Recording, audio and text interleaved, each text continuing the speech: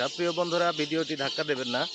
আপনি আমার এই ভিডিও থেকে কিছুটা হলেও শিক্ষা নিতে পারেন। পৃথিবীতে যার মা বেঁচে আছে তাকে আপনারা যথাসাধ্য চেষ্টা করুন মাকে খুশি রাখার জন্য। কারণ পৃথিবী থেকে মা বিদায় নিলে আর কখনোই পাবেন না। আমার মা বেঁচে থাকা অবস্থায় তার জন্য খরচ হতো মাসে প্রায় 10,000 টাকা। তো আজ পৃথিবী থেকে মা বিদায় নিয়ে চলে গেছেন, কিন্তু আমি আজও 10,000 টাকার হিসাব মেলাতে পারি না।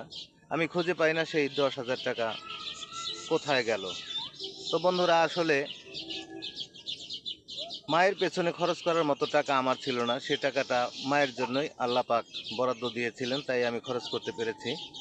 তো আপনাদেরকে বিনয় অনুরোধ করব, আপনাদের যাদের মা বেঁচে আছে দুনিয়ার বুকে, একটি জান্নাত বেঁচে আছে, আপনারা সেই জান্নাতটিকে যথাসাধ্য চেষ্টা করবেন সুন্দর রাখার জন্য। পরিশেষে আর কিছু বলার নেই। আপনারা ভালো থাকবেন সবাই। পৃথিবীর প্রত্যেকটি মাই সুখে থাক, ভালো থাক, সেই শুভকামনা করে ভিডিওটি শেষ করছি।